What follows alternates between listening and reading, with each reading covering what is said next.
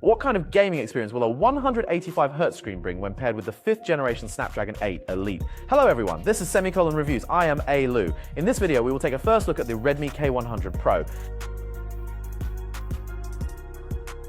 如你所见，这就是 K100 Pro Max 的神器，家族化的。 The Redmi K100 Pro Max is equipped with the 5th generation Snapdragon 8 Elite and the D2 AI discrete graphics chip. It features LPDDR5X and UFS 4.1 storage, and the screen supports a refresh rate of up to 185Hz. Combined with the new generation Rage engine, a 6,300 square millimeter loop cooling pump, and 30,000 square millimeters of total cooling materials, it's clear that this generation of Redmi is packed with performance hardware.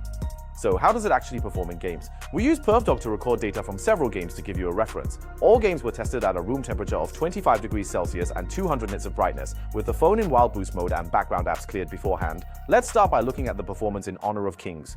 With a 144 frames per second mode enabled after half an hour of continuous gameplay, the average frame rate of the K100 Pro Max was 143.8 frames per second, the average power consumption was 4.3 watts, at the end the back temperature was 42.7 degrees and the front was 40.1 degrees. With this configuration, running Honor of Kings at a full 144 frames per second is no longer in doubt. In comparison, the user experience is even more worth discussing. The K100 Pro Max is equipped with an agile touch chip supporting a 480Hz 10-finger touch sampling rate and a 4800Hz instantaneous touch sampling rate, and it also features optimized zone-based touch for the game hot zones in Honor of Kings. While gaming, you can clearly feel that skill taps, directional swipes, and rapid combos are all very responsive. It feels very intuitive and the controls are incredibly smooth. Now let's take a look at the performance in Crossfire Legends. With the same gaming environment, we selected Team Deathmatch, set to ultra-high graphics and native 185 frames per second. After playing for 1 hour, the average frame rate was 184.7 frames per second, with a 1% low of 172.7 frames per second and an average power consumption of only 3.9 watts. At the end, the back temperature was 44.2 degrees and the front was 42.9 degrees. 185 frames per second sounds extreme, but the data shows that the Redmi handles it with ease. It runs almost at the maximum frame rate throughout, with no stuttering at all. The fluidity is excellent, allowing you to quickly switch perspectives to scout and shoot. As for the details, its performance management is very composed. The graphics processing unit temperature barely rose during this hour, so the thermal management pressure is minimal. Even if you played Crossfire for several more hours, the Redmi would likely maintain a full 185 frames per second. Of course, games that can natively run at 185 frames are still few, so the K100 Pro Max also uses the artificial intelligence dedicated display chip D2 to extend the high frame rate experience to more games. Currently, top-tier first-person shooter games like Peacekeeper Elite, Delta Force, Crossfire, Legends, Valorant, Arena Breakout, Infinite, and Call of Duty Mobile all support enabling super resolution and 185 frame interpolation simultaneously. We also use PerfDog to check, and the Redmi achieves this by frame interpolation on top of the 92 frames per second native frame rate. The load is light, and both display and touch latency are well controlled, making them hard for average players to notice. So you can feel free to enable this feature when playing FPS games. Additionally, Redmi has optimized the gaming experience in other details. It is equipped with a 6-axis esports gyroscope, making recoil control more responsive, which is perfect for precision players. It also supports Boots game audio effects. Once enabled, it specifically processes footsteps, ambient sounds, and background noise. You can hear the difference in sound effects before and after turning it on.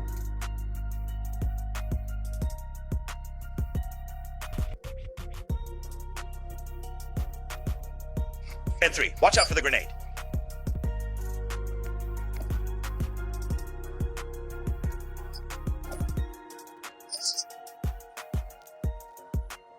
With the game-exclusive color mode, you can spot enemies more easily and strike first. From the 185 high frame rate to the audio and touch controls, it is clear the Redmi K100 Pro Max is especially suited for first-person shooters. Of course, thanks to its powerful performance, it also excels in other games. In this regard, we will once again use Honkai Star Rail for the final test. With the game settings unchanged, we chose the very high graphics preset at 60 frames per second with a game resolution of 994p. We spent the entire half hour sprinting through the golden hour map. In the end, the K100 Pro Max maintained an average frame rate of 59.4 frames per second with an average power consumption of 6.7 watts.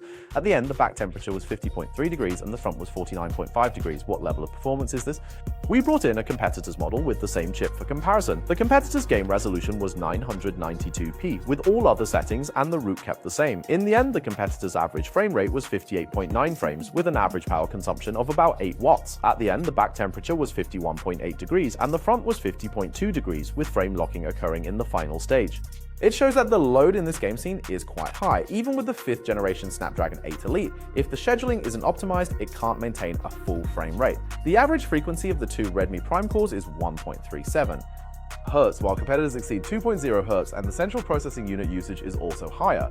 At the same time, the Redmi GPU usage is also higher, which shows its GPU frequency is lower than the competitors, and the GPU heat generation is significantly lower. Redmi always runs with the minimum necessary performance output. This is the sweet spot for balancing performance, thermal control, and power consumption, and it is also the key reason why Redmi can achieve full frame rates with low power consumption. As we can see from the data of these games, after 1 year, Redmi has tuned the Snapdragon 8 Elite Gen 5 to be very mature, making the gaming experience of the K100 Pro Max excellent. On one hand, the 185Hz ultra-high refresh rate brings more possibilities, further improving the smoothness of FPS games. At the same time, the outstanding scheduling strategy has also conquered the performance test with very powerful performance. On the other hand, Redmi has also brought comprehensive optimizations to touch, display, and sound effects. Beyond performance, the overall gaming experience has been taken to the next level. Of course, this video was just a preview of the gaming experience. Next, we will update with a full review of the Redmi K100 Pro Max. Those interested can hit follow, and we will see you in the next video. Bye everyone.